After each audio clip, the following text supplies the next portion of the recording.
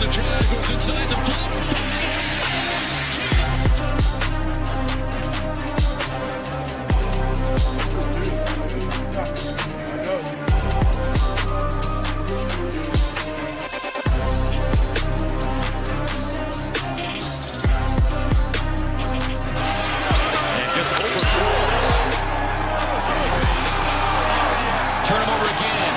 Scoops it up.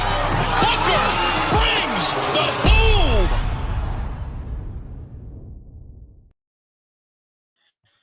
Welcome one, welcome all. Merry Christmas.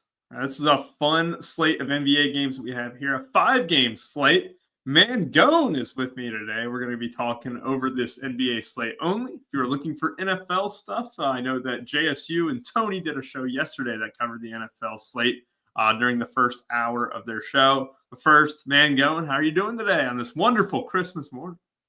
Yeah, Merry Christmas, everyone. No tree in the background in my fake backdrop, but there's a tree somewhere around here, so don't you worry. I'm not a Grinch, but enjoying it. We got NBA. If you want to play NFL, you're joining the secondary contest. I'll say that. That was kind of annoying.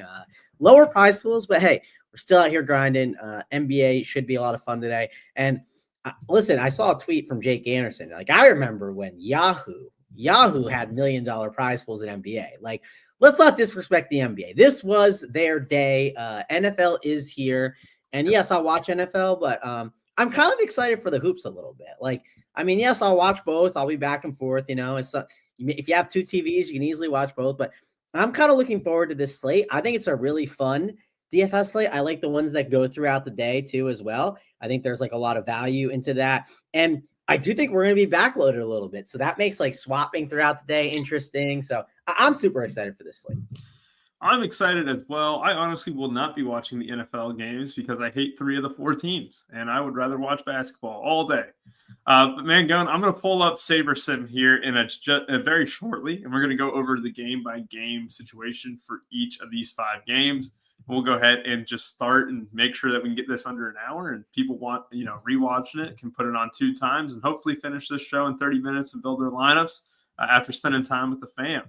So Mangone, as our friends at StreamYard absolutely changed some stuff, so it takes me a while to even find where the screen share button would be for us. There it is. Let's go ahead and present SaberSim. What did they change? I guess I haven't screen shared in a bit. It made it tougher. No, they changed all the names. So like it's now called like media assets or something like that instead of overlays. So it throws me off from time to time. I saw the media assets thing, I guess. Yeah, I don't know. That hasn't bothered me. So yes, but it has bothered me because I'm a man who just wants his stuff labeled correctly, and I don't like change too much. If I do if I do accept change, I'm going to embrace it. Oh, we got JVC in the chat too. I hope Mancone's home for Christmas. JVC is absolutely rocking out on the NBA stream. To be fair, JVC has control over that because he is Santa Claus. If you look at him, he's the guy carrying around the presents. So this is all under your power, JVC. And he's got that Jack Black look too from Tropic Thunder. That was one of the tweets that made me smile over the past weekend. Was he got mistaken for Jack Black from Tropic Thunder? I'm sitting there, I'm like, that's perfect. That's a great comparison. I never put 2 and 2 together.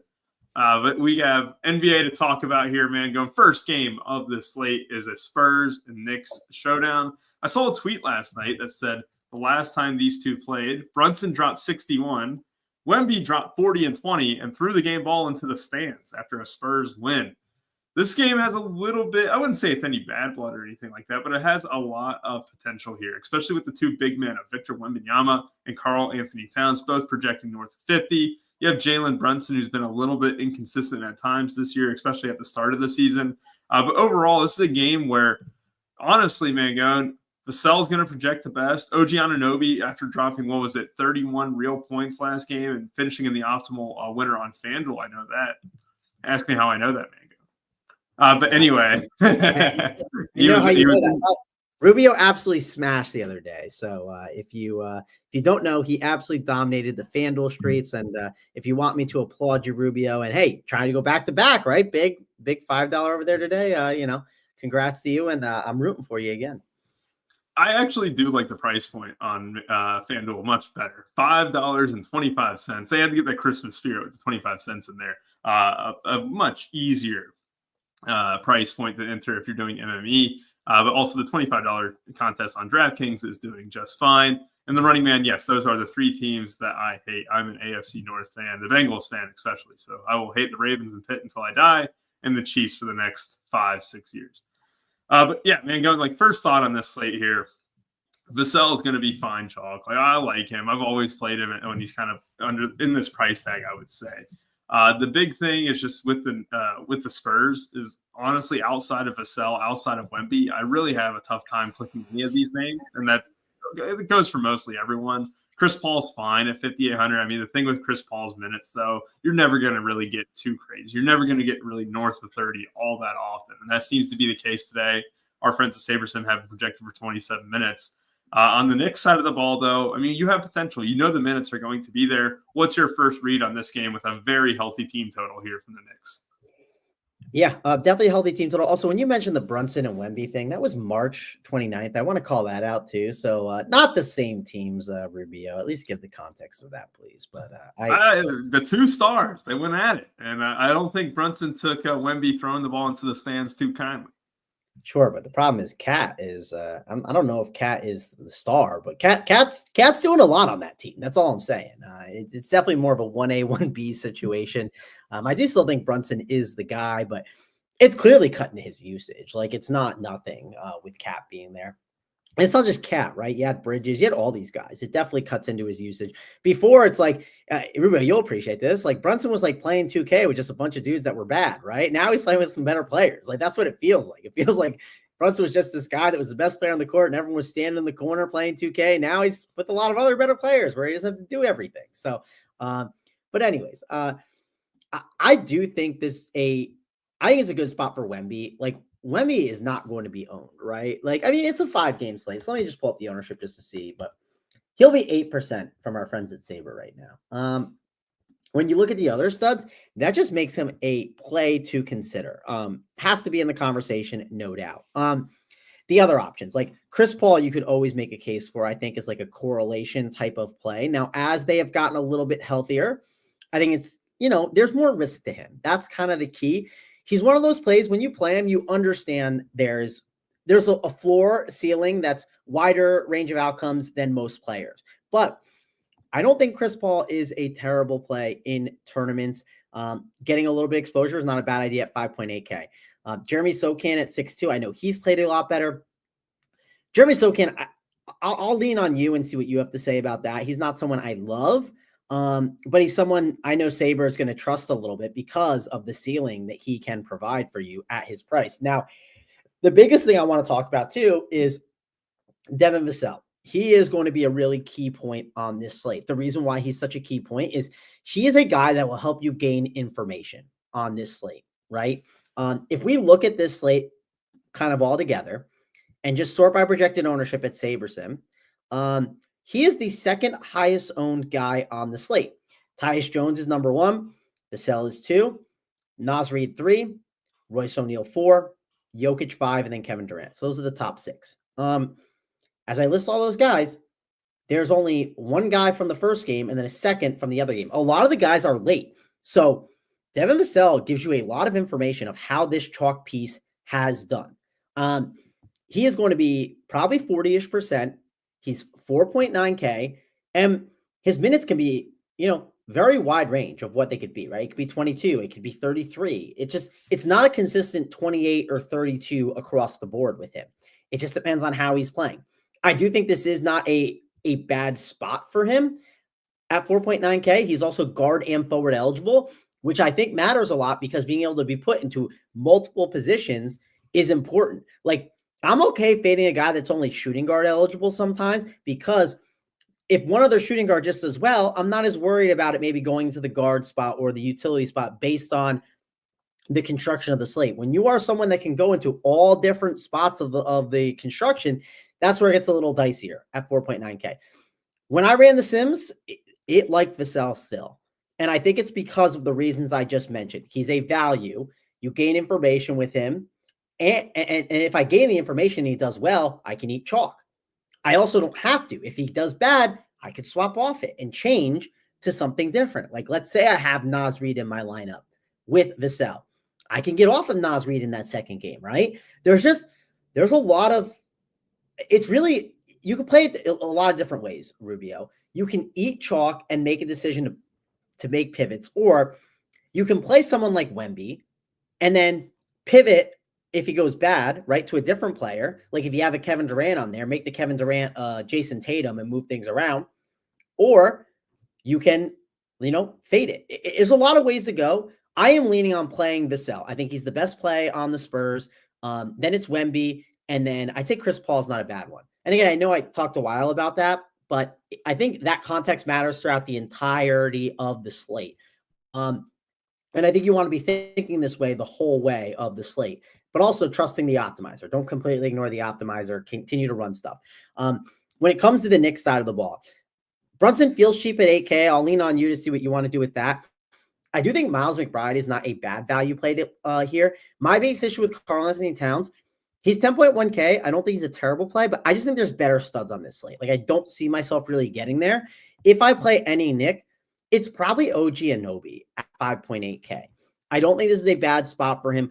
Like in a matchup against the Spurs where it could be, it could be a sloppy-ish game. This is where I could see him thrive a little bit. They could use him against these other forwards like the Socan, who's a ball handler and stuff like that. So all in all, OG is probably my favorite Nick, and I'm actually preferring Spurs more than Knicks in this spot. Yeah, man, I am with you there. Like, look, you have to look at ownership, right? I mean, these are going to be two of the best plays. Vassell, I like OG a lot as well. I mean, his role in this offense, he's just always open in the corner. But he is also really good at getting rebounds and stocks. We want those steals and blocks, especially on FanDuel too, where he can thrive in that nature. Mikal Bridges, fine as well. He's going to be north of 20%. Precious Achiuwa will be a very key value piece as well, man. That is someone that we should mention right now. I think Josh Hart's going to end up being in, but he has missed the past two games. I do think this Precious Achiuwa projection is a little bit high. I do wonder how that's going to shake out, because he could be a value guy at 3,500 who you're just jamming, because let's be honest. I mean, we had the Booker news yesterday, right? Like where he's going to miss out. But outside of that, value's not incredible on this slate.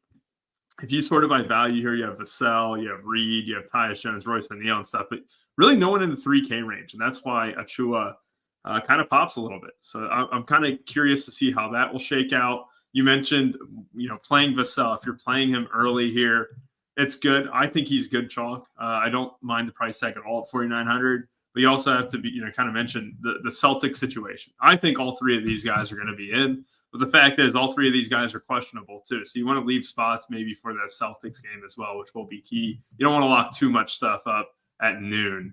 That is something that you definitely. Rubio, one more thing. This is actually super important because I've made this mistake in the past.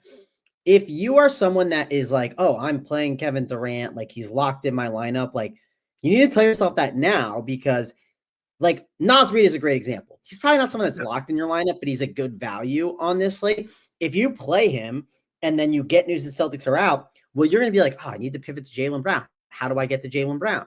Well, I have to get off Kevin Durant. I don't want to get off Kevin Durant. I have him locked in there, right? Like, and I'm not saying I'm locking Durant, but he's like one of the better plays in the slate. And the point I'm getting is if there are guys later on that you consider like lock button plays or guys you don't want to get off of, you need to calculate that in some of your decision-making if you want to leave spots open, because that is something in the past I definitely had struggles with, and I definitely think about on these like slates that are kind of like all-day events. Absolutely. And Merry Christmas, then. I celebrated Christmas 2 weeks ago, so it's a little less degenerate when you think about that. But hey, we're sitting here talking about basketball. Life is good. Merry Christmas to you. I see you're on the West Coast as well. Luckily, we're both on the East Coast right now, so it's not as bad as 6 a.m., but a 9:15 a.m. wake-up call. But again, Merry Christmas, everyone. Hope you have a great rest of your day. Let's go ahead and just dig in on the rest of these games here, Mango. And I think you covered the Knicks and Spurs very well. We're going to go ahead and talk about let me give out one bet. Let's go through the best bet. So, and again, it's the Spurs are dicey always, but Mr. Julian Champagne, we'll take his over on, we're going to take his over on 8.5 points. And I believe that one's on the site we don't name, but you can also get the 8.5 on our partner site. The juice is like, I don't know, it's a 10-cent difference. It's not that big of a deal. So grab it on whatever site you want. That's the first bet we'll give out for this game. We'll give out at least one per game. I didn't see any more that really I loved, but that's the best one that grades out here today. So we'll go with Mr. Champagne over 8.5 points. That'll be the bet. All right, so Julian Champagne over 8.5 points, best price on FanDuel. If you do want to bet it on TK, it's 10 cents worse. We're going to go ahead and keep giving out bets at the end of each game. Player props more specifically, because I like player props the most, and they're a lot of fun to watch. Yeah, you can do a pick six at the end, right? We can do each one if you want, all five, and maybe we'll have a fun sweat. Do you have access to pick six in New Jersey, Mango? I do not, but if you want, you can. I'm not able to. We can. Hopefully, I'll try and see if we can see the board. I don't have access to it either, but no, I can. I can see the board. I can't bet them now.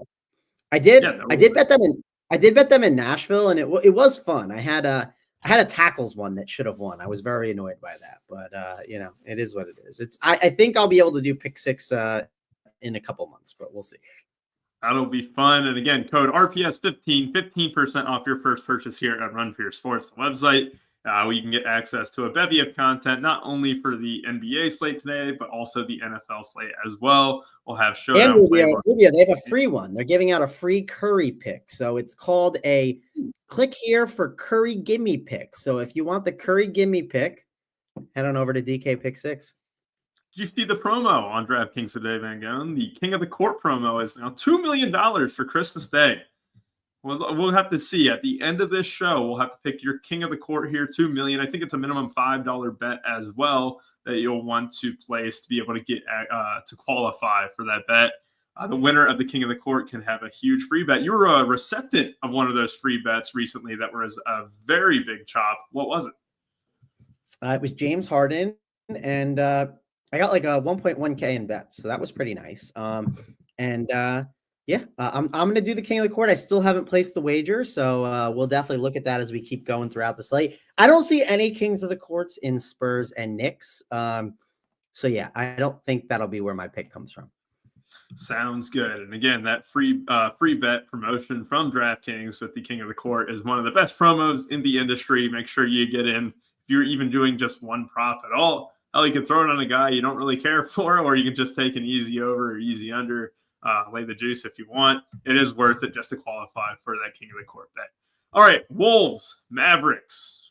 Luka Doncic has been missing out a little bit, but was healthy enough last game to give it a go. You have Anthony Edwards, who this Wolves team, Mango, probably the most frustrating team in the league right now. They are playing 500 ball. You don't really see the joy from Anthony Edwards at all. I think he does miss Cat a lot. I think the Knicks kicking their butt kind of hurt Ant. I really think it did.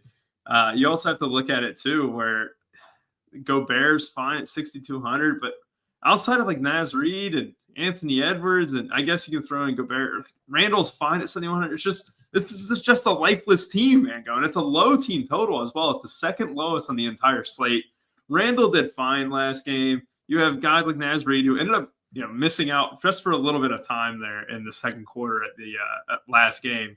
But his tag at 4,400, having the dual position of power forward and center available to him is very key on this slate as well. If I flip over to the Mavericks here, Gafford, I'll say this. Every time I watch the Mavericks this year, Daniel Gafford stands out. And you also have this same thing with Eric Lively. Like they are both just extremely good. None are going to be high owned. I mean, Luka Doncic is projected to be the highest owned Maverick at 14%.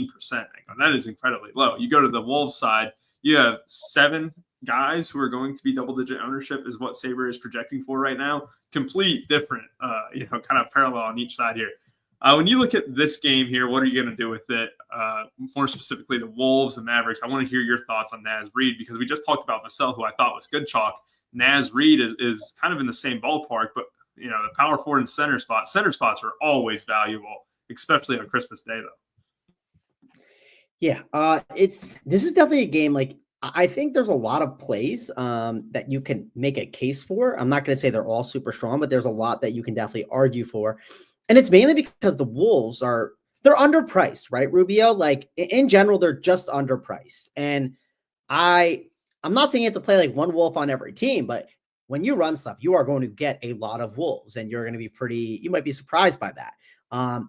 But Mike Conley is 4.6K, which is cheap. I know it's Mike Conley, but everyone has a price. I think he's actually in the conversation today. The only thing I would argue with someone like Mike Conley, which makes it a little tougher, is I think he gets some ownership, and like on a slate where he's going to be chalkier and you can kind of gain information with stuff, that might be information that I want to figure out and like fade. You know what I mean? Like, I'm just not a big Mike Conley guy. And I don't know if I'd fade, but just be under on. Naz Reid, I actually don't totally hate him in this spot. I just like how he's such a good fantasy point per minute, and there's so much upside he can gain if he does get more minutes in this spot. I actually don't think it's a bad spot for someone like Naz Reid. Definitely will consider him here today. Ant Edwards, he's definitely a stud you can go up to if you want to at 8.7K. He has lost a little bit of the joy, it feels like. I do not see myself getting to Ant. Like, when I kind of construct things, I just don't think that's how I want to spend my salary. I get if you want to, but I don't see myself spending it in that way. If I do spend up for someone in this game, it would be Kyrie or Luka, right? That would probably be my next lean. And Kyrie at 7.9, like, sure, is there upside at the price? But I still want that to be a little bit lower price wise for me to like think it's like an absolute smash or someone I just need to invest in. I still worry about the floor a bit, so I'm not really getting there to him. I think Luka would be a good spend. The question is, if you play Luka, which he's going to be lowerish owned, do you think he's fully healthy, right? He's just going to be full go. I'll admit, I don't need to spend my salary on Luka. I think there's other studs later on that I prefer. I think I prefer Wemby to Luka. But again, it's going to reflect the ownership a little bit, right? Like, Luka is not going to be that owned today. A couple more values to discuss. On these Christmas slates, we struggle for value typically, right? Because all the guys want to play. We do have value in that later game. Nickeil Alexander-Walker at 3.6K, he will kind of pop, right?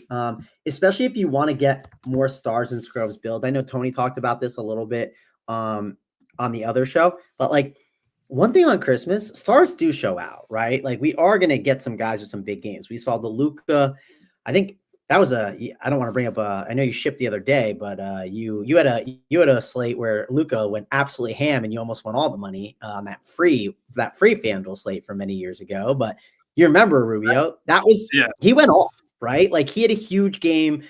We see big games on Christmas. We've seen LeBron do it. Like, these studs, they do show out for these games. Luke is definitely one of those who we've seen it happen in the past. He would be my favorite stud. If I had to give a value that I like that maybe others don't, and again, this is a pretty volatile play, but this is how I like to play him. Gafford or Lively, but I think it's Gafford would be the guy for me because Lively's 5.5. Gafford is 4.2K, and he's center. He's at the center position. I think at his price of 4.2 and his ownership of below 10%, I think he's a really, really, really good play. And yes, you are right about the Jaden McDaniels thing that could slow him down. That's totally fair. But again, I want my stars in the games that we're about to talk about, like after these. But yeah, Gafford, I think, is my favorite play in tournaments on this game. So I'm a big fan of Gafford here. I think at 4.2K, he's a tournament play you can't ignore. The Sims like him too, so I'm glad I see that. And when you do play these like value plays, when like you're struggling for good value, like it's okay to get off the board with those, right? Like when you shipped yesterday or 2 days ago, 2 days ago. One thing I noticed about that slate, and I kind of said it on the show, people would bring up some values and I'm like, this is the wrong slate for those values, right? Like, I've had people DM me before. They're like, what do you think of Luke Kennard? And I was like, Luke Kennard on this slate is a terrible idea, right? This is actually the slate where you do kind of consider some guys off the board, like Dante DiVincenzo over Mike Conley. I mean, that's not a terrible pivot, right? You understand the leverage on the Conley. Like, that's the way you need to think about this slate. There are good plays in that Suns game that we'll get to, but I think that's an important talking point with this slate, Rubio, is like, you can mix and match. Again, you want to play some good chalk plays, but it's okay to get off the board with like a Daniel Gafford. And he's probably my favorite play on the Maverick side. And then my favorite play on the Timberwolves side, it's probably Naz Reid. or McDaniels. The one thing you can argue with McDaniels is he's going to be on the court a lot, like you said. And then one more guy I didn't talk about was Julius Randle. I'd be curious, Rubio, can you give me your take on him? Because I think at 7-1, I do think he's cheap. I hate playing him, but I do think he's cheap for the price. So I actually like Julius Randle at 7,100. And we have seen just great spots from him, right? And this is where overall, I think I'm going to be a little overweight on Randle. I think I'm going to be overweight on Naz Reid. One thing about the Sims, and this is Saber Sims, one of the best tools there is in the industry, is the best.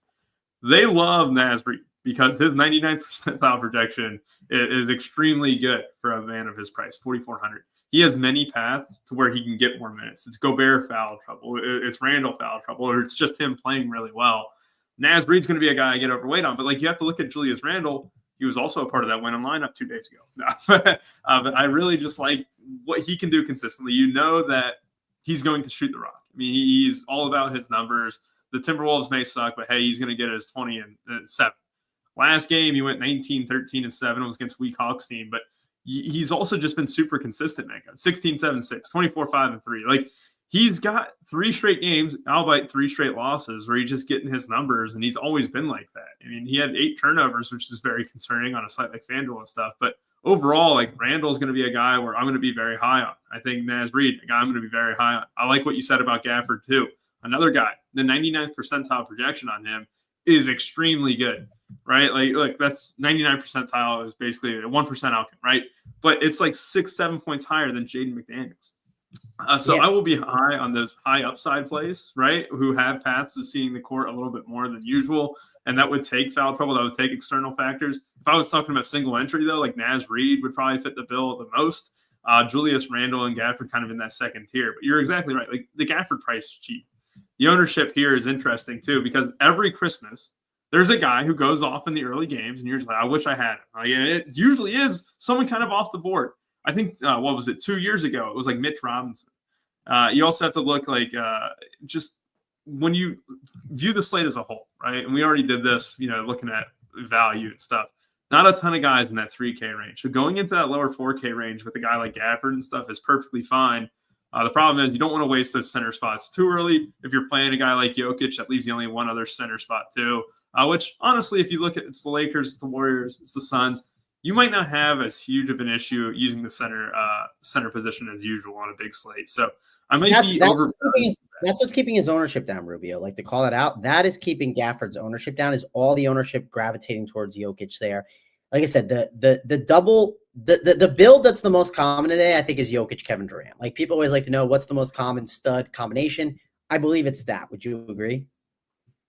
Yeah, I definitely think that you're exactly right. And Kevin Durant, so obviously if you haven't been paying attention to the news, you were celebrating family on Christmas Eve, or you just got your cup of coffee on Christmas morning, Devin Booker out tonight. So he's going to miss out. Kevin Durant's usage should, fly up the board as well. He's going to be one of the most popular options. He's got power forward eligibility, which is nice. He should, obviously. I'm actually shocked by the center eligibility here, man.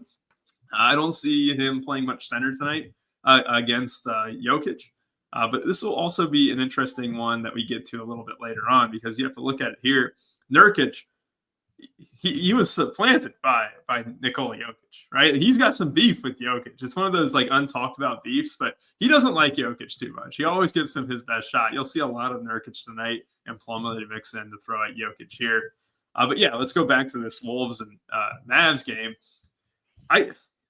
Lively's like off the board for me because I'm going to like Gafford. I'm going to like Rand. I'm going to like Reed. I have to cut out some guys in this game.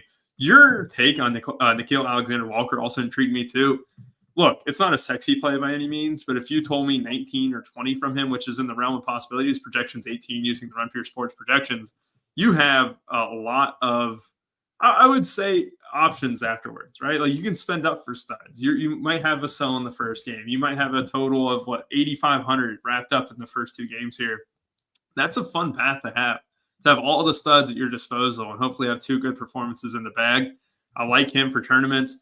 DiVincenzo is a good shot if you're trying to pivot off maybe chalkier options, but I do like the leverage on a guy like Conley. Jaden McDaniels, you're always going to be banking on those stocks, but look, like, outside of those guys I mentioned, I know that's kind of a lot of guys. Like, that's already 4 or 5 guys. It is an underwhelming game. Like, I'm not going to be spending up for Kyrie. I'm probably not going to be spending up for Anthony Edwards. Like, the only selling point on Anthony Edwards that you can give me is he's kind of in this FU mode. Like, we got to start winning games. We just lost 3 in a row. I have to take over. Right? And that's narrative based. I know people don't love narrative based, but this Wolves team is sliding. 3 straight L's. They're going to be on the outside looking in on the playoff picture if they don't quickly turn this around. And he has the most FU, I'm going to do this in the playoffs. He was averaging like 50 DK earlier. Like, just when I look back on stats this year, not to say that this is a playoff game by any means, but he does step up to the spotlight. So Anthony Edwards, I will be overweight on this 3% projected ownership, which not hard to do. And someone that you should definitely have a little bit more of.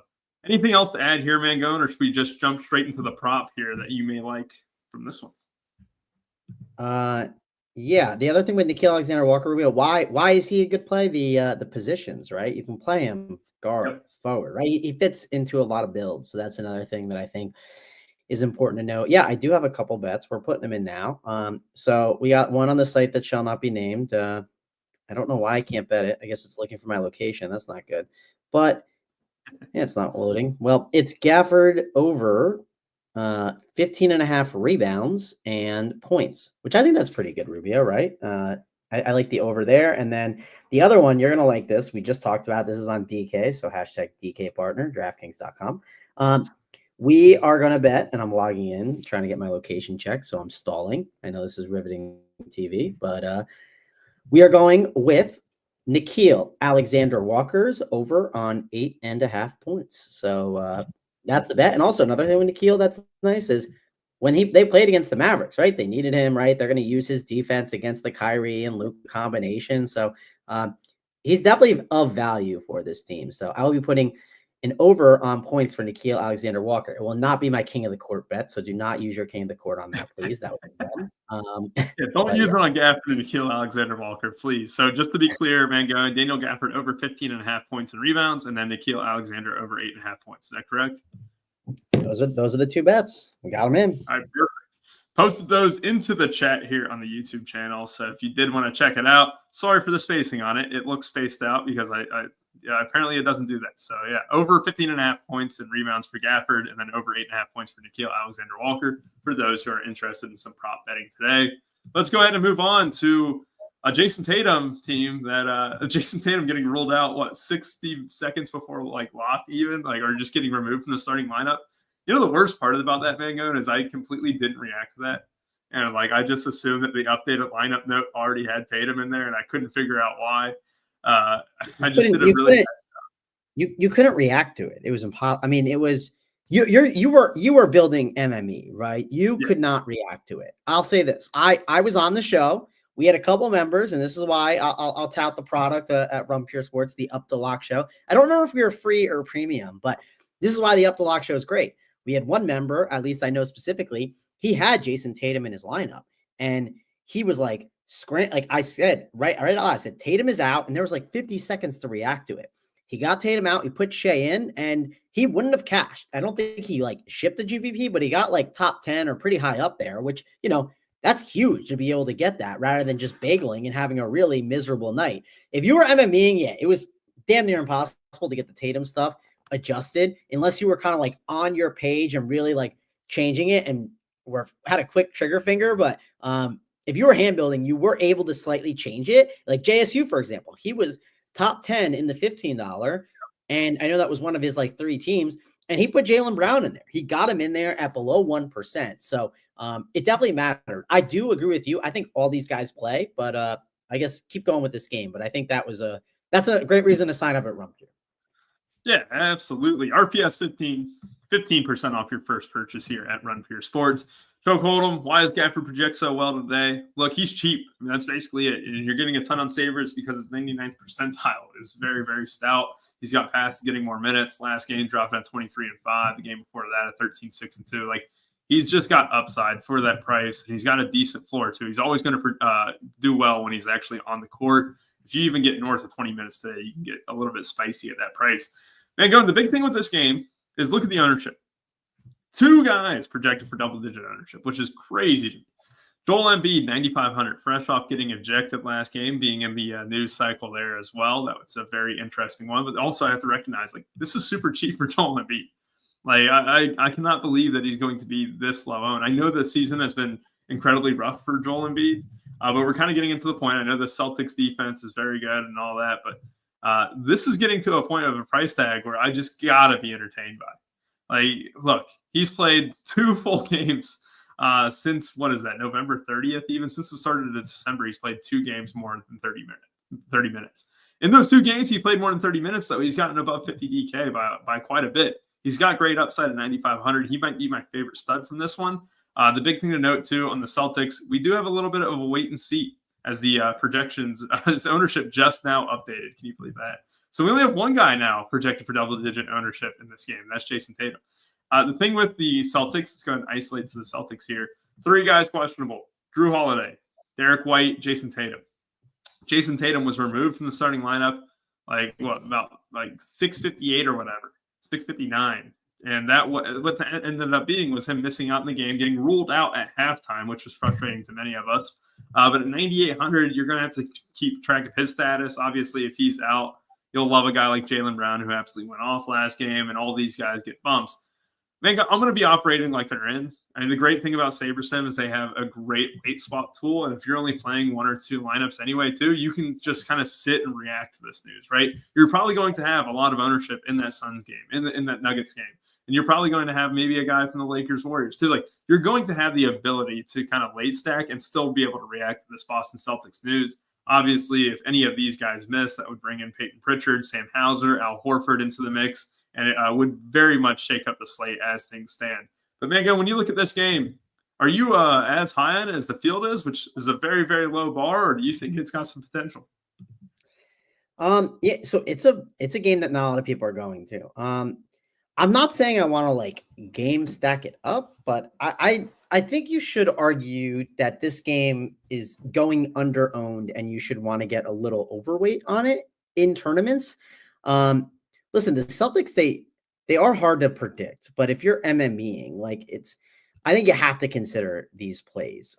So I'm currently trying to figure out how can I do that? What's the best way to kind of attack this game? And beat it 9.5K. I do think some people will play him. If you just use a projection system at 9.5, Embiid will pop to some degree. I think if people are hand building, he's a little bit of a tougher click because everyone just hates him now. And the hate has definitely gone people hated him last year, but now it's swung that everyone hates him, right? It's a universal thing now. Keep that in mind. He used to be my favorite player, man. Outside of Ricky Rubio. Joel Embiid, I have a trust the process sweatshirt and everything. He's tainted his legacy, man. I can't support him the way he's been over the last 2 years. And the way they reacted at the start of the season to his injury, too. I thought that was a disgrace to the game. Why are NBA ratings down? Blah, blah, blah. Well, your star doesn't even want to play. Your biggest star in Philadelphia is saying, I don't really want to play right now. He has done a lot to kind of wreck his reputation a little bit. Oh, he definitely has, for sure. I do think if you're spending up at center, it's Jokic 1, Wemby 2. I'd probably put Embiid over Cat in this spot just because at the price discount and the ownership, I do think Embiid would be better than Cat here.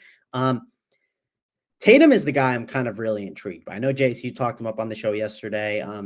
Listen, Jason Tatum is he's on a revenge tour, right? This guy you gave him ammo. You shouldn't have gave him ammo. You shouldn't have gave the Celtics ammo. And I think at 9.8, he is a good play. I understand how things can go. The Celtics could blow him out, or they could get blown out, right, and be playing terrible. There's a lot of ways it can go bad for Tatum, right? There's a lot of guys that obviously, a lot of cooks in the kitchen. But at 9.8K and at, 10%, I think he's intriguing. Now, the guy that I think is probably an even better play than Tatum, and I think people will not like this play when I say it. I don't think he's getting that much ownership. It's kind of like the Gafford play. It's Drew Holiday at 4.8K. Drew Holiday should not be 4.8K in a playoff type atmosphere game, right? We should mention these Christmas games, they have more of a playoff feel. They do. Now, if the Celtics are up 20 or the Sixers are up 20 in the fourth quarter, yeah, no kidding. Drew Holiday is not going to be playing and grinding it out.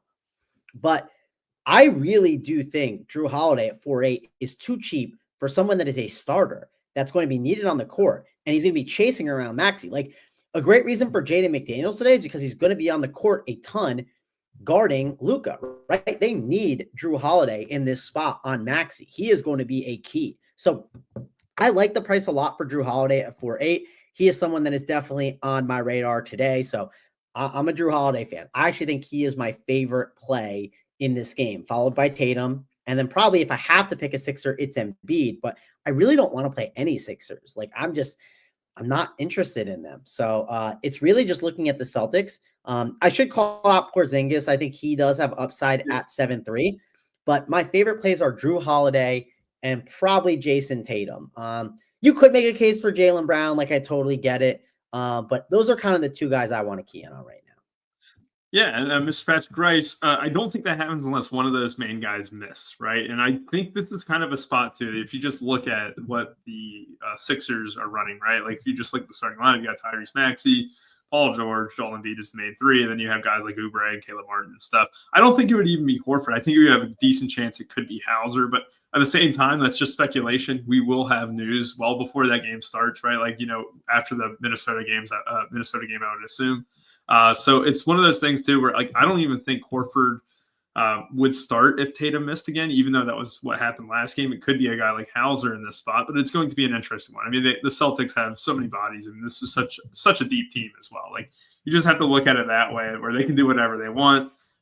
Joe Mazzulla really does have it life made. He's got it real easy when they have so many options they can go with. I would say the Magic were a little bit bigger of a team, and that's why Horford started. But it wouldn't surprise me if it swung the other way to a guy like Hauser tonight. Mangone, I think you're right. I love your Drew Holiday call, 4,800, very nice. This is also the Jason Tatum Revenge Tour. I mean, I'll be quite honest with you. I think if he wants to make a bid for the MVP, that's fine and all. But people using the Olympics as a way to say he got shafted and stuff, I get offended by it because USA won gold. I didn't think they would win gold. Jason Tatum couldn't hit a jumper all summer.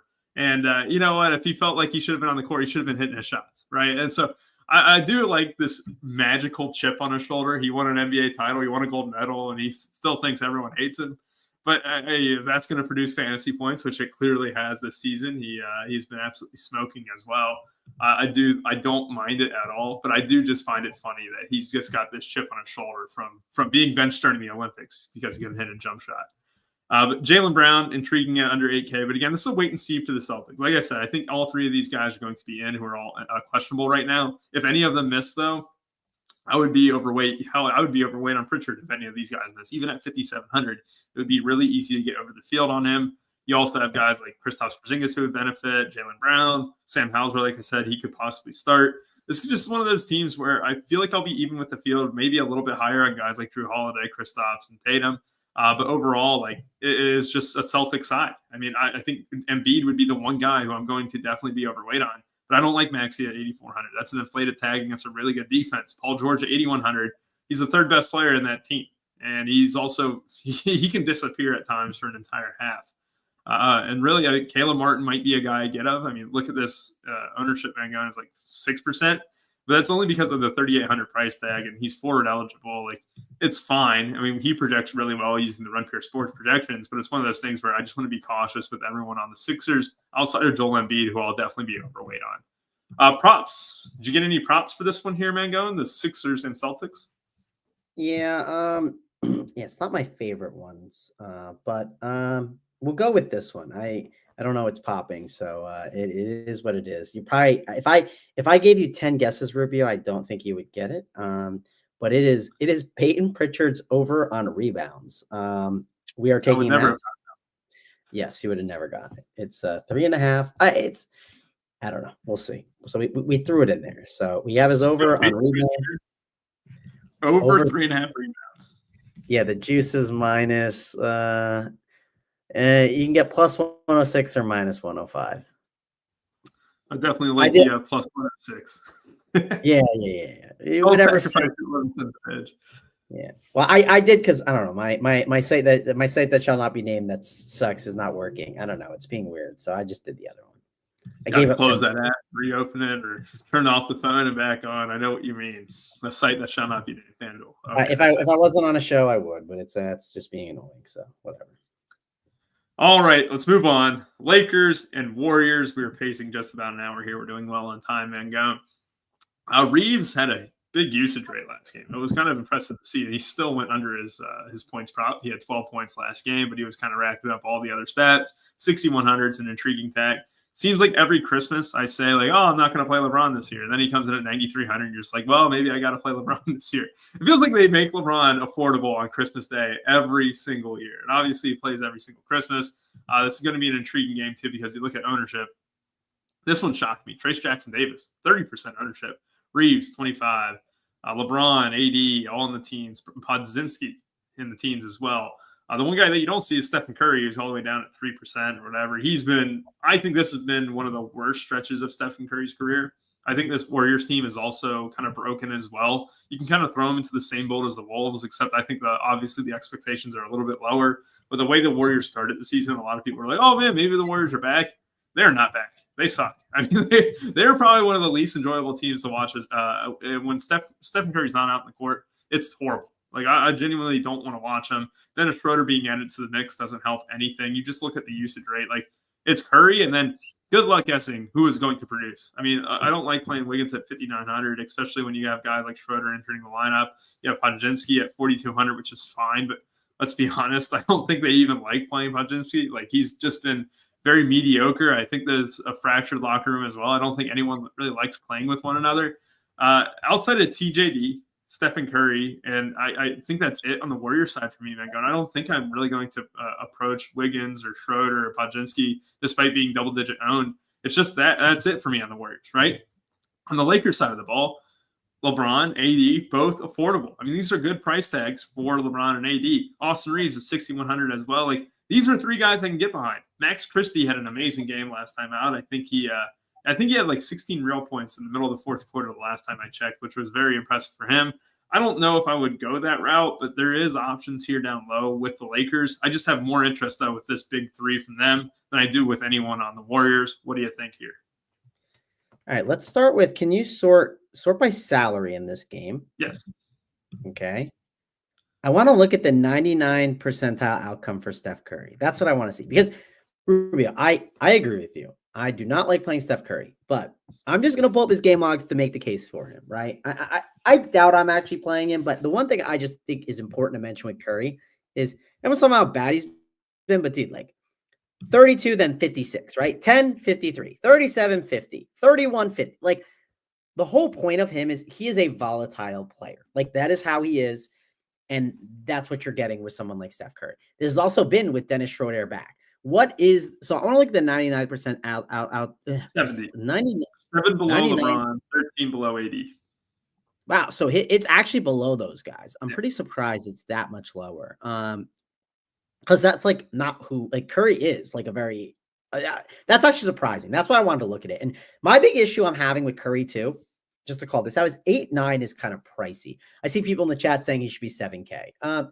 Now I think 7-9 or like 8-1 would be better, right? He was 8-3 the other day. 8-9 is just too much. Like when we opened up the slate, I was assuming it was going to be an 8.2 or 8-1 tag. 8-9 is pricey for me, especially when I can say, hey, I like Kevin Durant. I like Jokic, who we'll get to. I like Tatum.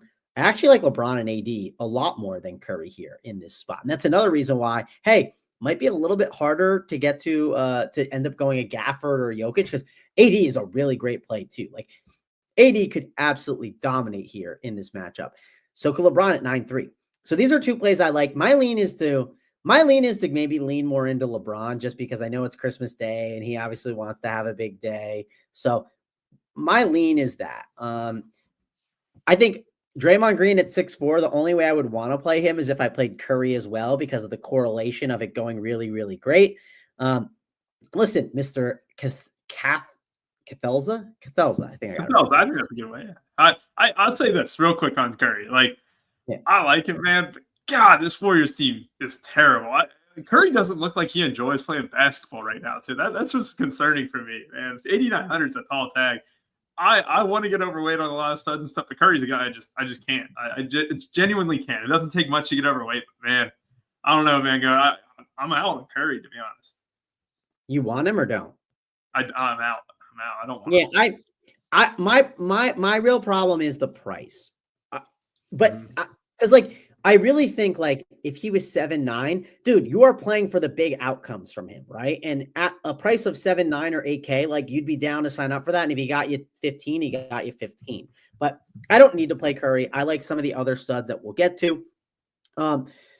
So yeah, I think Austin Reeves is a really strong play. I don't want to ignore him at 6.1K. He is definitely someone that'll be on my radar. I think he's a strong play. The other Warriors, like the Wiggins, the Kumingas, man, not for me. Like, I don't need to play Buddy Hield. Podziemski, I know the one thing with him, and I heard Draymond talk about it, and I thought it was intriguing. He was like, they said he had such a good season last year, and like he's like the media put way too much pressure on him to be like great, and like because they were basically saying he's supposed to be Klay Thompson, right? And it's like that's not what he's supposed to be. And he kind of was going through his own shooting slumps, and like he kept shooting the ball, and like he would stop shooting. Draymond basically said, like if he missed a couple shots or made one mistake, and Draymond just basically said, like, dude, like play your game. And ever since like that, I've noticed he's been better. And at his price in tournaments, I don't think he's the craziest play, especially, dude, he is going to get D'Angelo Russell defense, right? Like, I just don't want that to go completely ignored at 4.2 if we're looking for some like contrarian type of cheap options. So I do think he is an intriguing play in tournaments. If you want to like bump his projection up a little bit, I'm fine with that. But yeah, I don't really need to play much else.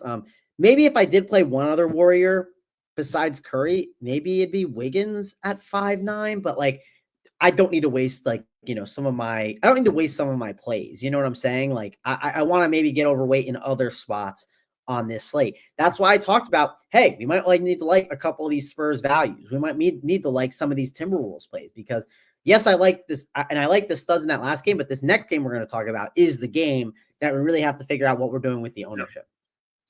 Yep, next game we'll have all the ownership. So it feels like a lot of games are going under owned, especially the Sixers and Celtics, even have the Mavericks and stuff. The next game has just so much ownership. It'll kind of blow your mind when you're just looking at the slate like that. Can you mention Trace Jackson-Davis for me?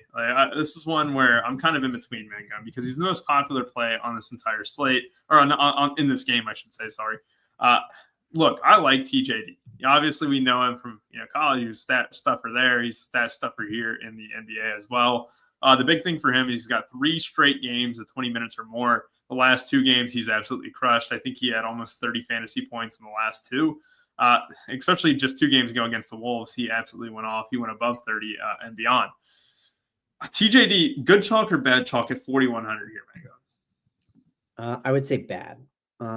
I would rather play Gafford as a pivot for 100 more. If you force me to pick, that's what I would say. I'm assuming he starts, but they could easily get the Looney. They could even, if they're getting killed, they could go more small ball, right? Because if they might just be like 80's eating inside and he's just going to eat and we're going to go a little bit more small ball and they could easily put Draymond at the 5. Like, I'm out on TJD. I don't think he's that good of chalk, but I do think he's worth mentioning. That's the concern for me, is there's a lot of paths to him not seeing the court, right? He's been really good. So I don't want to completely just dismiss his upside because he's got great upside at 4,100. He can be on the court for 22 minutes. And the same thing, we like Gafford, right? We are really big fans of Gafford at 4,200, but it's also because he's at a 1/6 of the ownership right now, projected wise, of TJD. If TJD was 5%, I would love him. But at 30%, it's a little high, right? I can just see myself being a little bit underweight on him. He's a good value play. Don't get me wrong. If you're playing him and you land on him, that's fine. However, you do have to recognize, look, like you said, Draymond Green can play the small ball 5. Kevin Looney could give Anthony Davis some fits. There could be a path to where TJD has only played 14, 15 minutes in a game, right? That's very much in the possibility. He's very high owned as well. I don't mind that call. I think as far as the Lakers go, I got to continue to play LeBron. And, you have this John Gotti, LeBron's the leading scorer on all time on Christmas. You're exactly right. And it is also because he played 19 games, but 9,300 is a bit cheap. And I don't love any of the studs that we had earlier, but LeBron's price is the first one where you're just kind of like, man, that is too cheap. Joel Embiid kind of in the same ballpark, right? Where I feel like I can get overweight on Embiid. I feel like I can get overweight on LeBron and be just fine. And those are guys who I can play even in a main team. With Embiid, though, I can surround him with chalk because he's going to be super low owned. I don't need to really get too fancy with LeBron. You're still going to need at least one guy who can just mix it up a little bit at low ownership. Richie Smalls asks, Christie a good value play today? He's been seeing some minutes. So the big thing with Max Christie, as someone who watches a lot of Lakers games, I hate to say it, but I think the Lakers might be my number one watch team because I have 3 teams that are blacked out here in Kentucky. I can't watch the Pacers, I can't watch the Cavs, and I can't watch the Grizzlies. So it leads me to these West Coast games, and I watch a lot of the Lakers games. Dalton Connect was really good at the start of the season. Really good. First month and a half, great. You know who's been stepping up over the past couple weeks? Max Christie, who's kind of playing that Dalton Connect role a little bit off the bench. I don't love it on like a Christmas slate. But look, you heard Van Gogh just say it, right? We need some of these like 4K values, 3K values, 3.8K for Max Christie, who's not going to be owned at all, fresh off a game where he just scored 17 points. Like, it's not the most unrealistic thing I heard, right? And the key with him, the minutes have trended up. And if he can get 28 minutes, like he's been seeing in some games, it is a fine shout. Like if you told me 16 fantasy points, I honestly would take it and maybe like kind of gamble on what the optimal lineup could be with him. And Looney, any love for Looney right now? Not really, just because it's frustrating. I don't know what Steve Kerr is going to do. He always keeps us on the toes. You look at a game like last time out, Kevon Looney like barely played 9 minutes, right? But if there was someone who can get 20 minutes in each straight game, it is him. That is just something that I just can't trust it personally. And this is also a good one too. McBride over Christie. I think that's a fine one too as well. All right, Mangone. Myers. Oh my God. All right, that's a good shout. That's a good poll. Jaden McDaniels looks good for value, locking down Luka and Kyrie. Yep, this is what big facts. He's spitting big facts right now, Mangone. You mentioned it earlier too, like with Jaden McDaniels, when you're looking at these like 4,200 guys, like he's going to be on the court. He's going to be guarding Luka and Kyrie. Like he just having guys on the court for an extensive amount of time is very, very solid and good value plays today. Anything else you want to get? Yeah, I want minutes with these values, right? Like I'm looking like, are you on the court? Like it's just a 5-game slate. And like that's one reason why Nickeil Alexander-Walker. We talked about him, but I do have a bet, Rubio. We can put that in. Yeah. I will say one of the bets that pops, we are not betting this. You can bet it if you would like. The overs on D'Angelo Russell are popping. I am not betting that. That's all you. If you want to do it, you can do it. But that's not what we're giving for the show. We're not giving that out. Revenge game. Revenge game. We didn't mention that. I know. It does fit his style. Like if you picked like teams that could make sense, like a Warriors type environment does, but I will not be betting that. We'll be betting. And it's been a good bet most of the time, but we're going with Dennis Schroeder. Ever since he's joined that team, it's been pretty good. 16.5 points. We're taking the over on that. Sorry, not just points and assists. Yeah, you had me at first. I'm like, that's pretty high, man. that's pretty high. No, it's points and assists. My bad. So the reason why I like it too, and I think this was like an underrated like point with this trade. Dude, they traded for him to play the DeAnthony Melton role. Like they got DeAnthony Melton for a reason. They basically said, dude, you are going to be the one to replace that role. So I like what they've been doing with him, and we'll see if it ends up working. But right now, they're clearly trying to integrate him in the offense, just like they were at the start of the season. If you remember, DeAnthony Melton early on played great, and they wanted to keep that. And they've been like, how do we get that magic back? Well, we'll trade DeAnthony Melton for someone that is very similar. And hey, it is a Dennis Schroeder revenge game. You know, I didn't really put 2 and 2 together on the Dennis Schroeder revenge game. You got D'Angelo Russell. I do got to give D'Angelo Russell some props too. And this is one of those things where, look, if Max Christie is not getting minutes, D'Angelo Russell is. So if you look at the last 3 games, I mean, not that it's the Bible, it's going to happen again and again. D'Angelo Russell barely played against the Pistons, 16 minutes. Max Christie got 33 minutes, right? 3 games ago against the Kings, 23 minutes for D'Angelo Russell, 28 for Christie, right? Their minutes are kind of inversed. In the game, 2 games ago, 18 minutes for Max Christie, 30 minutes for D'Angelo Russell. So, like, you're seeing this where if Max Christie isn't playing well, it does lead to maybe a path more for D'Angelo Russell, or if D'Angelo Russell is, like, playing very well, it can take away from him. He has been good at times, though, Mango. Like, 2 games ago, 24-5. 3 games ago, 16-6-1. Like, I don't mind that shout, especially in like a props wise. Like I know that's not exactly about DFS, and 5,100 is a little bit of a tall tag, but I don't mind it, especially those props. What was the prop there? I don't have to post into the chat, but I do want to know what the prop was. Yeah, and again, I don't think it's like if you think he gets minutes, like I do think it's like it isn't the worst matchup for him. Prop is points and rebounds is 12.5. That's an over. So I do like it. PRA is 16.5. So there you go. I like that. I actually do. I might bet that one there, man. Going. Yeah, Merry if you Christmas, Keith. want, it's a difficult click. Sorry, Rubio, but it's a difficult click. And yes, Merry Christmas to the people. Merry Christmas. Last game. Nuggets, Suns, Tyus Jones, Nikola Jokic, Monte Morris, revenge game. Royce O'Neal, all projecting for north 30%. The Monte Morris one feels aggressive, man. Is that too aggressive? Does 35% feel high? I don't know. Is it just me? You also have Kevin Durant is going to be super chalk as well. Jamal Murray at 7,400. Bradley Beal. Again, Devin Booker is out for this one here. The Nuggets, I just got to give my flowers to Russell Westbrook. He's completely looked amazing this year. Like he's completely proven me wrong. I wouldn't say wrong or whatever, but I thought, man, it's going to be a tall task for him to be able to kind of contribute to a potential contender. He's arguably better than Jamal Murray in this offense right now, man. Again, I really do enjoy watching this Nuggets team. What Russell Westbrook has kind of done, though, is you'll notice Nikola Jokic over the past few games, like he's been a little bit Jekyll and Hyde on the glass. And a lot of it has to do with a guy like Russell Westbrook kind of hitting the glass a little bit more, being able to kind of take on more of a higher usage role in that offense as well, where it's kind of taking away from Jokic at times. We saw him against the Wizards and Hawks where Jokic put up like almost 100 fantasy points in those two games. But since then, his fantasy production has kind of tailed off. I do want to get your thoughts on Jokic in this one. 11-6 is a tall tag, but he's always a good play. Like I'm never going to tell someone to not play Jokic, but at the same time, like the numbers are trending downwards, and it's not for like the lack of touches or whatever. I just think that the Nuggets are playing better basketball. They've won 5 of 6 games, and in those 6 games, like Jokic hasn't had to be Superman. He's had help from his teammates. And I do think that's a trend that I want to look at, man, going where I probably will be underweight on Jokic. And it's because we have a ton of studs on the slate. Every single Christmas, you have 10 teams, 5 games, where the studs are all really, really relevant. And Jokic is a guy at 11-6 I probably just won't get a ton of because I'd rather have LeBron or I'd rather have Jason Tatum. I'd rather have 2 of those guys than Jokic and a 7K guy like Bradley Beal.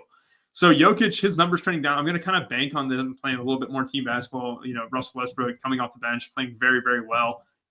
I kind of question the upside right now. So he's a guy I'm going to be lower on, man, going. But you also look at it this way.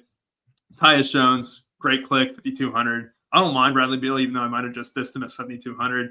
But really, my interest is more on the Phoenix Suns side of the ball. What do you think? Yeah, the Phoenix Suns are clearly going to be the biggest talking point, I think, of the entire slate. And I think that it's a thing you need to like. If I could have all the information on one thing, it's probably the thing I would want the info on. Because if I knew someone busted, right, like then I would be off them, right? The ownership's just like going to be so heavy on them. So if I could have information on one game, this would be the game specifically the Suns side. I'll tell you this: the Kevin Durant role has been pretty nuts without Devin Booker, right? Like. I think this is a big decision point for me on this slate. Are you leaning on playing Kevin Durant? Because I typically like to get different with my studs, Rubio. Are you leaning on just eating that chalk? Yeah, but I think like I just said, I'm not high on Jokic. I just am not. And I think that's going to lead me to a lot of Kevin Durant, a lot of these 9K studs. It's even going to lead me to being overweight on Embiid, man, because look, center's valuable. Everyone's going to be clicking Jokic, especially in like single entries and stuff. It wouldn't surprise me to see him get above 40%. I just don't love it at 11-6, where his stats have kind of trended down of late in a winning stretch, 5-1 in the last 6 games, and his production has slipped. And it's not because he's gotten worse at basketball or anything like that. His efficiency is amazing. It's just that the roles have kind of shifted where they're kind of taking the weight off his shoulders just a little bit. Yeah, and I mean, I'm assuming Murray does play. I also think it's going to help if Murray's in for Jokic. Like that just dynamic is always a good one. I'm with you. Like if I have to pick one, like I would fade Jokic and I'd rather play Kevin Durant. Like if you told me, hey, here's $100 today, man, go and put it in the single entry, who are you playing? Jokic or Durant? You can only play one. Like I think I'm playing Durant over Jokic. So that would be my lean. Again, you can play both. Like our guy Patrick Rice said in the chat earlier, I'm playing both, and I get it. But my lean would be to play Kevin Durant. He's just the best play for me. I just think his role without Booker is so strong. I also like Tyus Jones. Someone in the chat did say Tyus Jones over Drew Holiday. Yes, I agree. But based on the ownership, dude, like, I don't know. Like Drew Holiday versus Tyus Jones.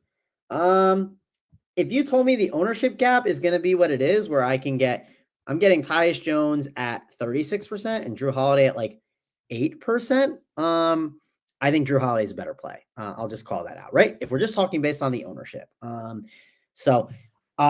Tyus 5'2", definitely not a bad play. Royce O'Neal, he's interesting. I do think Nurkic is a very intriguing tournament play. At 6K, he's one of those guys that, like, hey, he can have a really bad game and be awful, but the outcomes are very wide for him. That's kind of why he's projected at that 6K tag. And I do think a matchup against Denver, he could do well. Now, he played 15 minutes the last night. People will see that and get frustrated. Dude, he was in foul trouble. He had four fouls, and the game was a blowout. That was more of an anomaly kind of game. I don't think he's a crazy play, but like I said, I'd rather go to a Daniel Gafford, who we talked about a little bit earlier. But yeah, Kevin Durant's definitely my favorite play, followed by probably Tyus Jones and then Royce O'Neal. The Nuggets side of the ball. Jokic, let's talk about him again. I think you have a stronger take on the Jokic thing than I do. I'm not as concerned about it, but maybe you've seen something that I haven't. And hey, when you see stuff like that you have a lean on, that you're supposed to lean into it, right? And I'm okay with you doing that. With Jamal Murray in, it does muddy up the situation a bit. Like, I don't love Michael Porter Jr. I don't love Aaron Gordon. You could make the case at 6-1, it's just cheap for Michael Porter Jr. Christian Braun at 5K on a slate where we're struggling for value and he's guard and forward eligible. It's not the craziest idea to get to him, but again, I don't love it. I think I really want to key in on the values of Tyus Jones and Royce O'Neal, a stud spend of Kevin Durant. And then if I have the salary to get Jokic, great. I'm happy to get him, but not a priority for me. Like, I think if you rank your top 5 studs on this slate, most people will have Jokic. Like, they'll go Kevin Durant 1, Jokic 2, and then you'll see like a lot of like changes with their studs, like the 3, 4, 5. Like, for me, Jokic is in the top 5, but he's not number 2. And I think he might not be in your top 5. Maybe I'm wrong, but he's definitely someone that I like him a little more than you, but he's not my favorite stud. Yeah, like, look, the raw points wise, he's got potential, right? He's got the highest upside in the slate if you just look at raw points, right? 66 fantasy points is arguably the highest consistent upside that you can imagine. He's not cleared 66 since December 8th, which is fine. I mean, that's 2 weeks ago. It's a very high bar. If he got 65 fantasy points right now, I think I would take it. It's like, I'm not completely dismissing him, but I'll be quite honest. He wouldn't make my single entry team. And he's not going to make my single entry team. He's not going to be overweight for me. You have to look at just over his past 5 games. He's going to be very high on it, right? Or 6 games, I should say. 30 fantasy points is in there. 56 fantasy points is in there. 46 fantasy points is in there. It's not like he's got this crazy floor like we're accustomed to seeing with Nikola Jokic, right? And again, that's the offense, kind of shouldering the load for him a little bit, right? You have Russell Westbrook who's been playing absolutely insane ball. I like Jamal Murray at 7,400 too, where it's not exactly leverage off Jokic when he's like 23% owned, but these are guys where I can kind of get entertained by. And then you brought up the subject earlier. 2 Christmases ago, I was in first place on the FanDuel Showdown. That was when they were doing the risk-free $5 slate on Christmas, which was one of the best contests that FanDuel ever ran. Aaron Gordon was the one who actually caught up to me at the end. Him and Chris Paul. Aaron Gordon, probably one of the best fourth quarters you'll ever see. Fourth quarters in overtime. I do like him at 5,600. Someone to get a little bit different on this slate as well. MPJ looked very good at the start of last game too. I think he heard the noise too. He didn't close over Russell Westbrook a couple games ago against the Pelicans. But again, they needed Russell Westbrook's energy that game. MPJ did respond in positive fashion. Good thing about Monte Morris, so this is one of those things too. I want to kind of look at Monte Morris's 3,200 as a value. The minutes for him last game, I think it was about December 23rd there. They just played the Nuggets for what it's worth too. I mean, the Nuggets blew the brakes off them. He played 20 minutes, a little bit of those in blowout fashion as well. 15 minutes against the Pistons. I don't think the ownership here, Mangone, is correct, like Monte Morris is not someone I think is going to be 35%. I think he might get lucky enough to be 15%. And I could be wrong. I don't know what other sites are projecting him for, but that is a very aggressive number from SaberSim. I'm sure that'll change about 60 minutes before lock, and would definitely look at those potentially updating moving forward. That is the last game of the slate. Like we said, no Booker. Kevin Durant's going to be my top guy in this game. Mangone, Royce O'Neal does get a bump as well as Tyus Jones. I'm going to be overweight on those three guys. I mean, the Suns are arguably the best, team to kind of value-wise to kind of get above their projection. Tyus Jones, Royce O'Neal, Kevin Durant, Bradley Beal, even at 7,200, even though his role can be incredibly frustrating at times. But those four guys are just good clicks, especially against a Denver team where, I mean, they've been very, very bad defensively in games. Like, not to say that they've picked it up lately, again, winning 5-6 or whatever. But I do like targeting against Denver, especially when you're home team against the Suns. You just had your butt kicked on, in Denver. You do want to get your looks back. I'm going to be very high on the Suns tonight overall. All right, got any bets for this one, Mangone, before we head on out of here? Oh, you're muted. I didn't catch you. Sorry. My bet is, so the DK one will be Mason Plumlee under on 4.5 points. So there you go. Hopefully he gets in the game. And then on the site that shall not be named, because it's a 1 point difference, which could matter a big amount, Kevin Durant's over on 29.5 points. So we got one over and one under. And then RDJ, I just want to address this because I don't like when people spew nonsense. Bryce does our cash game cores, right? I want you to understand who does what at the site. Bryce does our NFL and DK cash game cores. I do talk cash games with Bryce. Me and Bryce have different opinions sometimes, and we play different things. We both look at aggregates. We look at optimals. We want to know what the industry is doing. I need to know what all the other sites are doing, right? Sometimes I like something that agrees because, hey, projections are very similar in the industry. Sometimes I go off the board. So, yeah, I just want to address that. Bryce is the one who does ours. I don't always agree with Bryce, but for the most part, me and Bryce have very, very similar teams. So, and if you did have an issue with it, DM me on Twitter. Maybe talk to me in Discord first. No need to do it in a live show chat. All right, Mangone. I just posted the props into the chat. Mason Plumlee under 4.5 points. Kevin Durant over 29.5 points here for the last game. Again, I posted each bet into the chat, and Mangone was high on the player props here. You can scroll through the live replay for those who are watching on 2x speed. Merry Christmas. I'm going to go ahead and just pull out the top projected team real quick using these projections, Mangone, because I just kind of wanted to see what it looked like, right? I just wanted to see what the top team using the Run for Your Sports projections looks like. And that looks about right to me. Two guys in the early games, or three guys in the early games, and then 4 with the last game of the slate. That's what I ran earlier.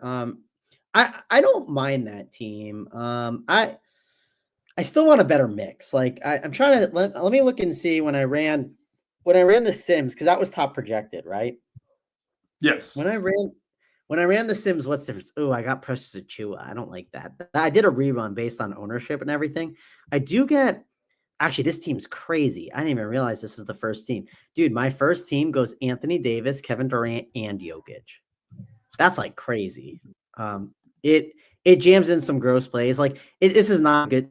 Like in my opinion, it's not a good team. Like it goes Campaign and Precious Achua. Like it's like too many like bench guys, but I don't know. We'll see when I rerun stuff later. I like the second team more that goes Gafford. So actually this one goes 3 studs. It goes Tatum, Durant, and Anthony Davis, which is a little bit cheaper. The third team goes LeBron, Brunson, and Kevin Durant. So the Saber Sims teams are pushing a lot of 3 stud teams. I got a lot of Gafford in that Saber score as well. Don't tell you asked, what are the picks from the next game? There was one. It was Julian Champagny, over 8.5 points, best price on FanDuel. That was by about 10 cents there as well. And yes, John Sams Jr., hit that like button, and Merry Christmas to all from Kevin Watkins. Again, yes, thank you all for watching. We hope you have a great rest of your day. Enjoy it with your family. For Mangone and I, we hope that you guys continue to absolutely crush, and hopefully we have a winner with the Run for Your Sports logo up top. And again, real quick, they're doing a giveaway. Tony and JSU are doing a giveaway. If you like their video, it covers the NFL and NBA slate. They're giving away a 3-3-3 ticket, a Wildcat ticket for the NFL slate on Sunday. You have to comment into the chat after liking the video who the best play on the NFL and NBA slate is. Again, Merry Christmas from Mangone and I, and have a great rest of y'all's day.